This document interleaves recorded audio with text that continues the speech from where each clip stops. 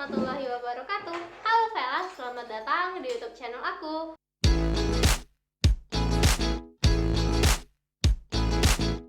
Rasisme sudah berakar di Amerika jauh sebelum terjadinya kasus George Floyd. Ada sebuah kisah anak Afro-Amerika yang berusia 14 tahun yang dituduh membunuh dan dihukum mati dengan menggunakan kursi listrik. Ia merupakan manusia termuda yang mati karena hukuman dengan menggunakan kursi listrik.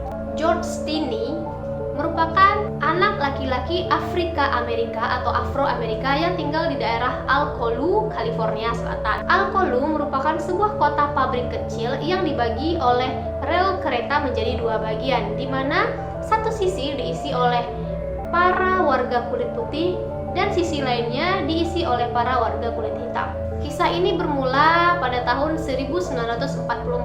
Ketika itu George Stinney masih berusia 14 tahun.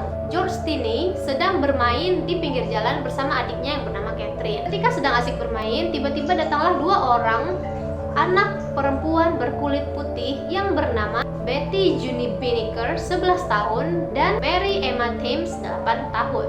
Mereka berdua lewat di dekat Stinney dan Catherine yang sedang bermain. Lalu mereka menanyakan kepada George dan Catherine di mana mereka bisa mendapatkan bunga-bunga yang bernama maypops.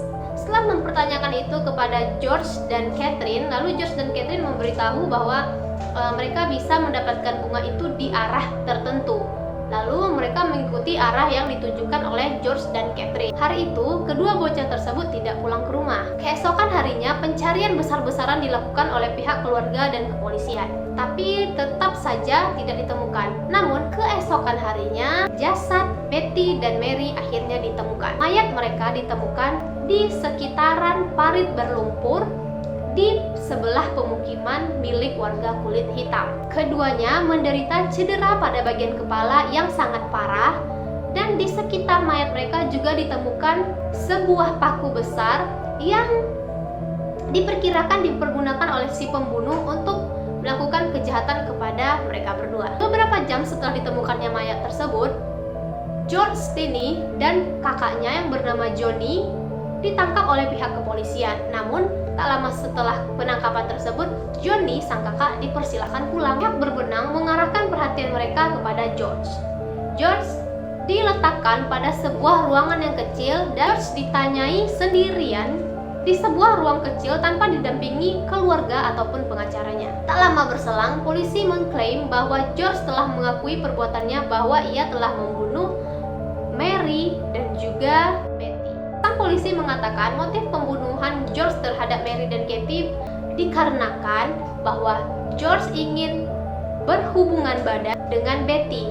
Namun karena Betty membawa seorang teman yang bernama Mary, maka ia harus melenyapkan si Mary terlebih dahulu. Namun karena keduanya memberikan perlawanan, maka George akhirnya membunuh mereka berdua. George diinterogasi oleh beberapa orang polisi yang berkulit putih di sebuah ruangan tertutup. Ia tak didampingi oleh penasehat hukum dan tak seorang pun warga kulit hitam yang boleh masuk untuk menemuinya, termasuk juga keluarga Stinney.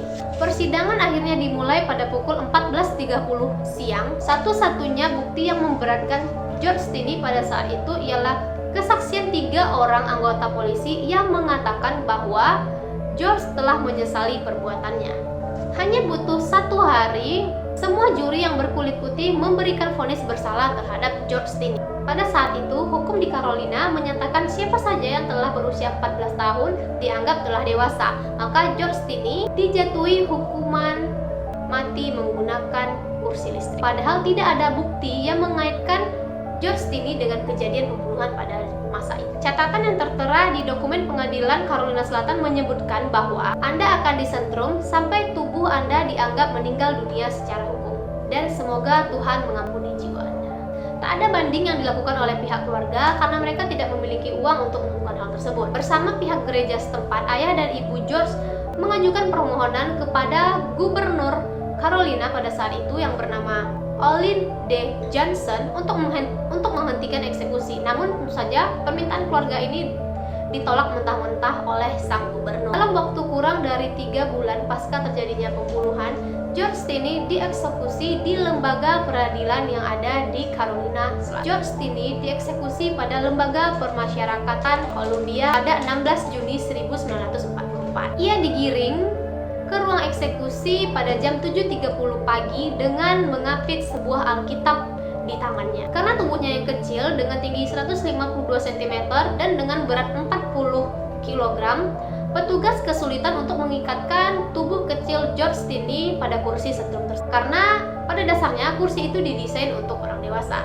Dicatat, para algojo berusaha berulang kali untuk mengikatkan tangan George Stinney pada kursi tersebut, dan begitu juga pada elektroda di bagian kaki yang selalu kedodoran. Pada akhirnya George Stinney didudukkan pada sebuah Alkitab yang dia bawa pada saat eksekusi agar pas di kursi tersebut.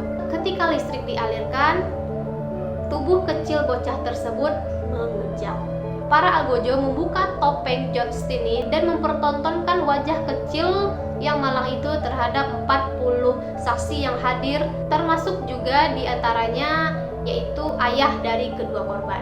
Kasus Stinney telah membuat marah para pembela hak-hak sipil selama puluhan tahun. Pada saat itu ia masih berusia 14 tahun, namun sudah dianggap siap dalam pertanggungjawaban hukum pidana. Pada saat itu ia mendapatkan seorang pengacara, yaitu seorang tokoh politik lokal yang memilih untuk tidak mengajukan banding. Pada saat itu juga tak ada satupun saksi di luar pihak kepolisian yang menyaksikan proses pemeriksaannya. Tidak ada catatan tertulis yang mengatakan bahwa ia telah melakukan perbuatan tersebut, bahkan juga tidak ada ditemukan bukti-bukti yang mengarah padanya. Pada saat itu, kasus George ditetapkan sebagai kasus pembunuhan tingkat pertama. Ayah George dipecat dari pekerjaannya dan keluarganya juga dipaksa untuk meninggalkan daerah tersebut. Setelah didakwa menjadi seorang pembunuh, George tidak lagi diperbolehkan untuk melihat orang tuanya.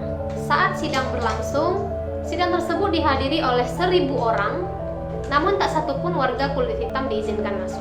Pada tahun 2014, kasusnya kembali dibuka karena anggota keluarganya bersikukuh bahwa George bukanlah pelaku dari pembunuhan tersebut. Meskipun mustahil untuk membuat George hidup kembali, tapi keluarga ingin nama baik. 70 tahun setelah keputusan bersalah terhadap George Stinney, hakim juga mengatakan pengadilan Carolina Selatan telah gagal dalam memberikan keputusan yang adil pada tahun 1944. Ia juga menyatakan bahwa Stinney hanyalah korban dari keputusan yang tidak adil yang dipengaruhi oleh warna kulit pada masa itu.